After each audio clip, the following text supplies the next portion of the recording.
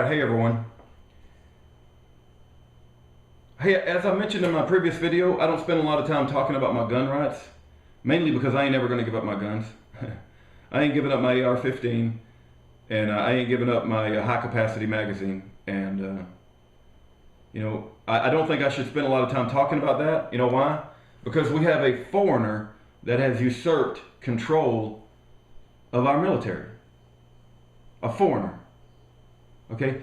And if you have a family member that's in the military, you need to think very seriously about the fact that a foreigner is the commander-in-chief of the military of the United States.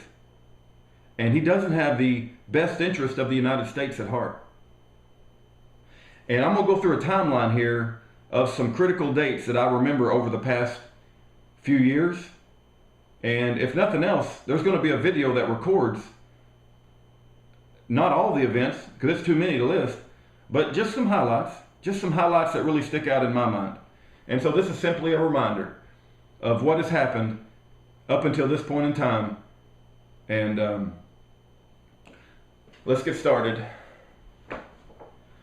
On May the 14th of the year 2010, Pastor James David Manning with Atla World Missionary Church held a trial. It's called the Obama CIA Columbia Sedition and Treason Trial. I'll put a link in the information bar below where he gives you the trial transcripts. Everything that was said in the trial is in those trial transcripts. Okay? That occurred in May the 14th of the year 2010. Myself, along with my wife, met in the jury box of that trial. And we convicted Obama and Columbia University of fraud and sedition. Okay?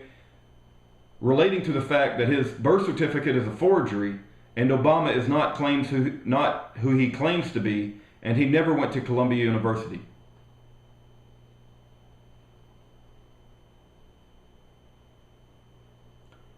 That happened in May of 2010. Now, even before that, there was a lawyer by the name of Phil Berg who had been raising and contesting the eligibility of Obama since the very, very beginning, even before Obama was elected the first term. That's Phil, P-H-I-L Berg, B-E-R-G. Also, Orly Taitz was involved from the very, very beginning. She's been a trooper. She has been pursuing the eligibility of Obama for many, many years now.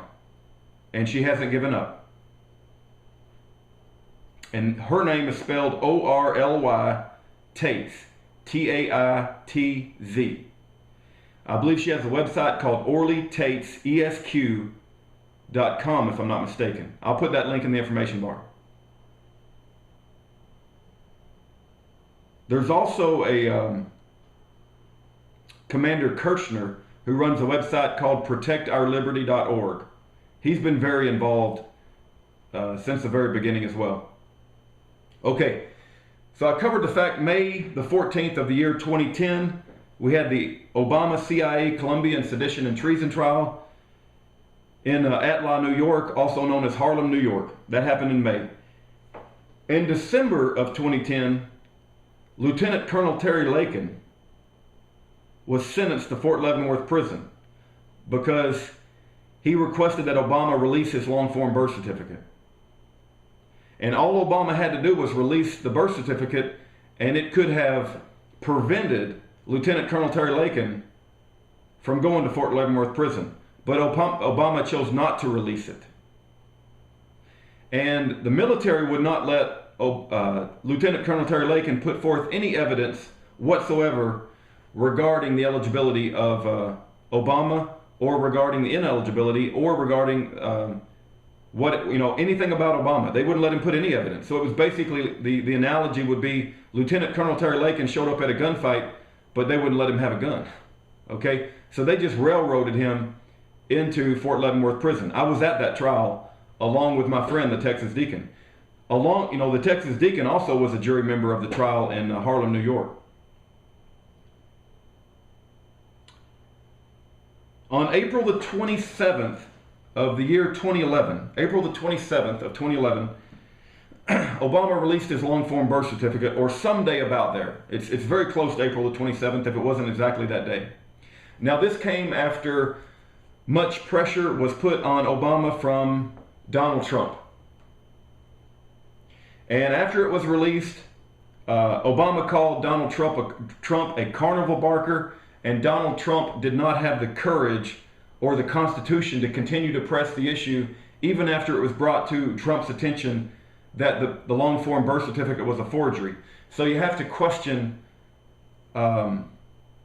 Trump's motives, or at least question his courage, okay? Because Trump was in the right, and he could have continued to press the issue, but he backed down like a dog with his tail between his legs.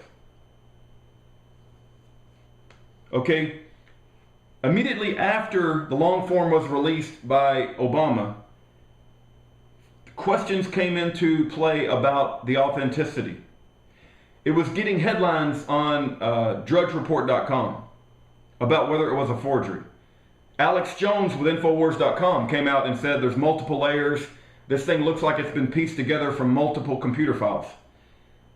On April the 29th, Fox News had a man by the name of Jean-Claude Trembla on Fox News. Okay?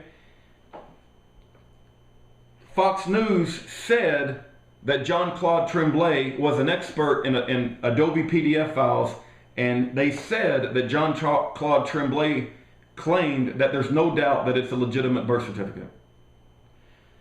Okay, somewhere in all of this, you have Lou Dobbs questioning the birth certificate with CNN. It may have been CNN. And then there was a bullet sent into Lou Dobbs' home, and then Lou Dobbs leaves his CNN job, okay? Now, I don't know when all that happened, but it was sometime around that time frame, maybe in the year 2010. But on April the 29th, just 2 days after Obama released his long-form birth certificate, Jean-Claude Trembla was interviewed by Fox News, and he said that there's no doubt it's legitimate. So Fox News tried to put a closure on the fact that it's a legitimate birth certificate. Jean-Claude Trembla says that it is. Okay, that's in April, late April. Now on May the 2nd of 2011, now this is just a few days after the long form is released. On May the 2nd, Osama bin Laden is killed.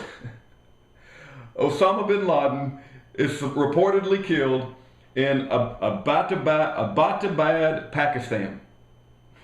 Abbottabad, Pakistan. I can't even pronounce their freaking names. Okay, that's just a few days later. Obama releases the birth certificate, I believe on April the 27th.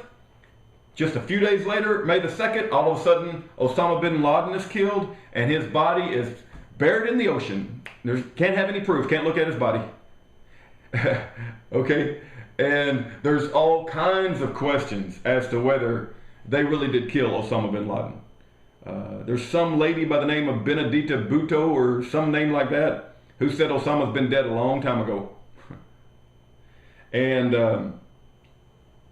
there were questions about how the official story about Osama bin Laden died. Now, here's the deal. To me, the death of Osama bin Laden was an obvious staged event to take attention away from the fact that Obama's long-form birth certificate had just been released and that it was an obvious forgery. That was getting a lot of attention. It was hitting mainstream news, and they had to have something big. And so they brought in this big event of Osama bin Laden being killed by the Obama administration, SEAL Team 6, under the ordering SEAL Team 6 to carry it out. Okay, and that took all the attention off the birth certificate. Now, if you're so dim-witted that you can't understand the relationship between the time frame the birth certificate came out as a forgery and the time that we have a staged attack on Osama bin Laden, then I don't know how much hope there is for you, right? You don't know much about the world if you can't figure out the relationship between those two events and why they were so close together and why it was staged and why they buried his body in the ocean so nobody could prove it, okay? All right. Now, sometime after that, after Osama bin Laden was killed, Jean-Claude Trembla has a follow-up interview. And in the follow-up interview, he says that he did not say that it was a legitimate document. He said that that's not what he said. Matter of fact, Jean-Claude Trembla was mad at Fox News for misquoting him. But see, the story had already been out on the front page. Adobe PDF expert claims it's illegitimate. Now Jean-Claude Trembla has backtracked on his statement, but they don't print that in the front page. You understand what I'm saying? Now Jean-Claude Trembla is in an interview, a follow-up interview, and he said he's mad at Fox News. He didn't claim that document was 100% legitimate. That's not what he said, and Fox News misquoted him. Okay? All right, let's keep going. Somewhere around August, I don't know the exact time frame, but Jerome Corsi releases his book, Where is the Birth Certificate? Okay, the book was released, and it was released shortly after the long form came out. And Jerome Corsi, I heard him in an interview say he's glad that the long form was released because that is the proof that is needed to show everyone that it's a forgery. And so if you don't know any better, you'll think, well, he released the book, Where is the Birth Certificate?